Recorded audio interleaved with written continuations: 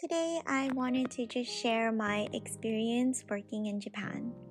I'm sure a lot of people have preconceived notions about work life in Japan, like forced company drinking, insane overtime, sordid workplace affairs, and I just wanted to say that it's all true. Well, not really, but at least in my experience. I've seen a lot, which probably just says more about the companies I've worked at, more so than Japan as a whole.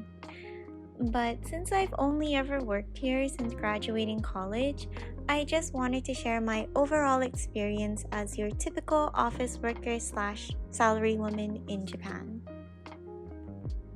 After graduating, I entered a very large Japanese corporation. Super famous and super large, but not really prestigious like a bank or a trading company or anything.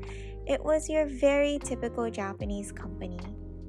So I went through the very typical Japanese new graduate procedures, one of which is company training called Kenshu. Basically, company training is where they lock all of us new grads in a room for the first month, and we spend every day together just learning about the company and the different departments and how things are run. It was pretty much an extension of school. Like, we have group projects, lectures, tests, etc. And the president of our company actually wrote a book, and we were tested on it as part of this training. If you failed, you had to keep retaking it until you passed. Now, my Japanese isn't perfect, so I'm not gonna lie. Company training was a little bit of a struggle for me. But I had a really nice group of workmates, which we call doki in Japanese, who are basically colleagues that join the company the same time as you. We would all go out drinking and hang out even on our off days. I will say that I was new to corporate life at the time, and this was my first real job ever, aside from like the occasional part-time jobs back in school. So I was really naive and overlooked a lot of red flags in this company. Like, one of my bosses got arrested for something, which I will not specify, and it was plastered all over the news in Japan.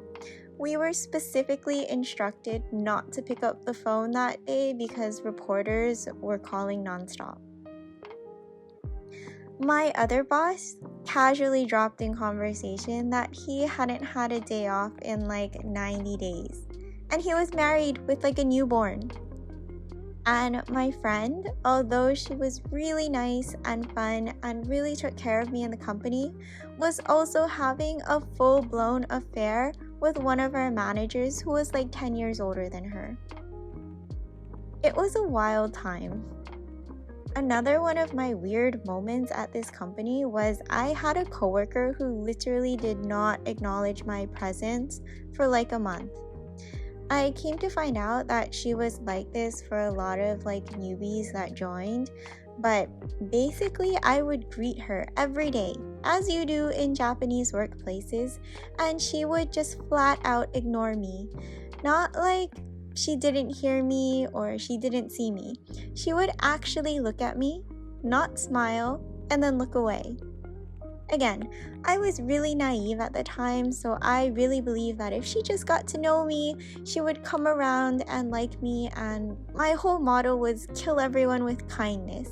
So I worked really, really hard at my job, kept greeting her and being nice to her until one day something just clicked. And she suddenly acknowledged my presence, and she actually really started to like me. From then on, she would always dote on me, which actually led to one of my other coworkers breaking down because she didn't know why she was being treated so differently than I was. I was super shocked because I also didn't realize how badly this person was treating my coworker. I think she was a lot nicer to my coworker after that, but I honestly had no idea why she even treated us so badly to begin with.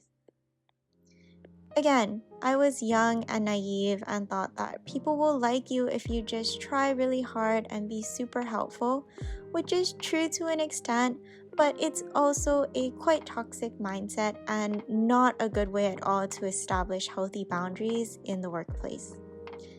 It took me so long, like actually embarrassingly long, to learn this lesson, but I am a lot better now.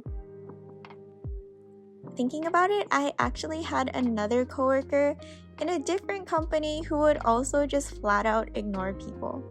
And again, I eventually got on her good side by being a really good worker, but it's just really odd to me how some people can just totally ignore people for no reason.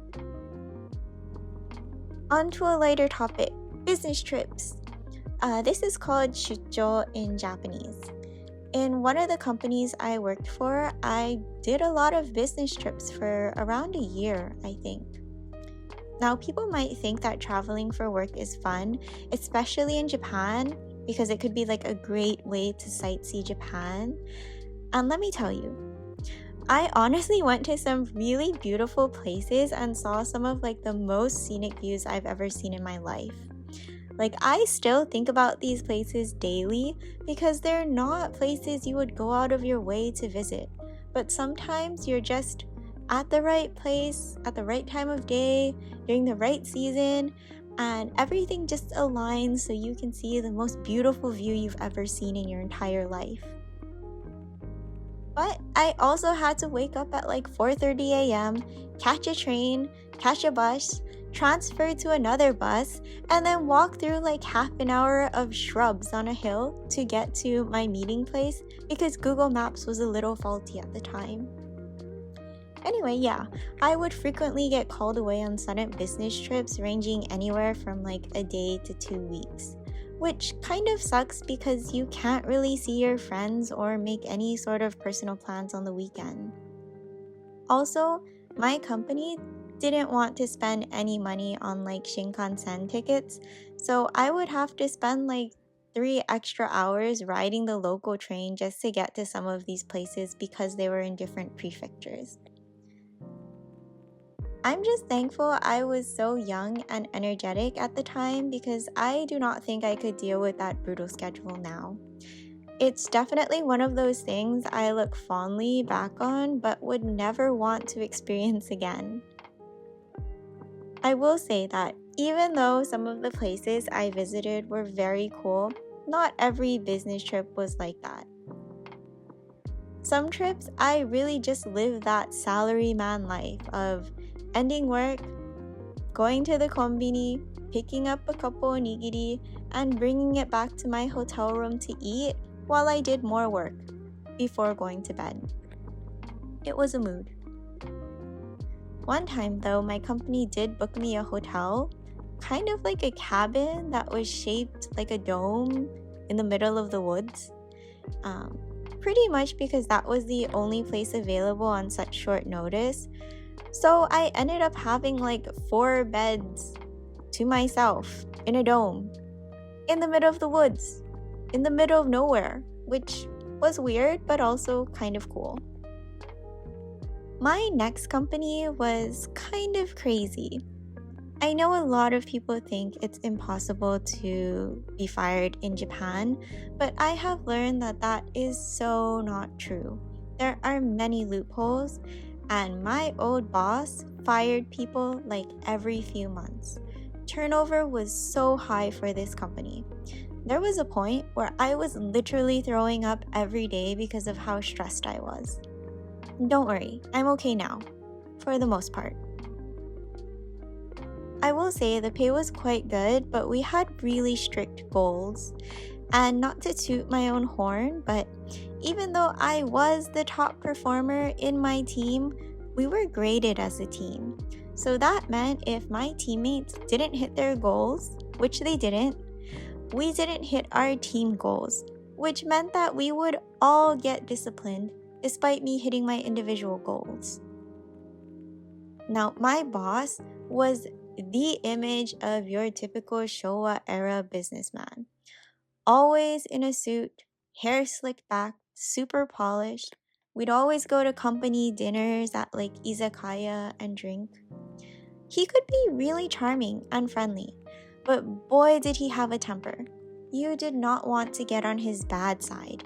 If he was in a bad mood, the office atmosphere would drop like -1,000 points. When he was angry, like sometimes he just yelled, but sometimes he was also just extremely scary and icy. Like I have no way to describe this. Did I mention he also sued so many of his former employees? One of my teammates, though, God bless her soul, she was quite incompetent and never really hit her individual goals on my team. This drove me crazy because it always brought our team numbers down, but she really took those beatings from our boss like a champ.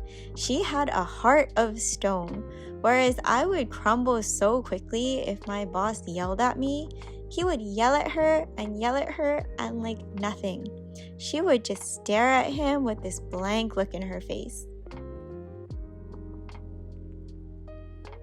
Anyway, towards the end, I was working like every day for a year straight without a day off. Of course, not every day was a full work day, but every weekend and holiday, I would spend at least a couple hours to half a day working. And yes, I also worked a lot of overtime on regular days too. Aside from overtime, there was also so much interpersonal drama in this company. I was also like 1 or 2 decades younger than everyone else at this time, so this all went over my head when I was in the company, but we had like cases of sexual harassment, which, by the way, no one was ever fired for. Also, like, one of the managers was going to love hotels with another employee on company time and charging the company credit card. Like, I knew they were both married, but in my dumb brain, I was like, oh, it's so nice how they're so close and how this older man is a mentor to this young woman nearly like a decade younger than him. By the way, again, none of these people got fired. Crazy times. I had no idea any of this was going on while I was actually in the company, and this is all stuff I later heard about from other coworkers after we had all left. So that was just a few snippets of my work experience here in Japan, which I realize again is not Japan specific, but maybe just more reflective of my luck in choosing companies. My current company is a lot smaller and thankfully has a lot less drama, but it still has its fallbacks since it is quite small. Like, all of my team got laid off right after I joined. I do work from home most of the time, which is such a blessing. I absolutely hate rush hour trains and commuting, so I am so thankful to not have to deal with that anymore. Encountering a pushy person on the train, or worse, like a creepy person, can really ruin your whole day. But yeah, I hope you enjoyed my random ramblings, and for anyone thinking of working in Japan, just be sure to do your research on the company before applying. Good luck!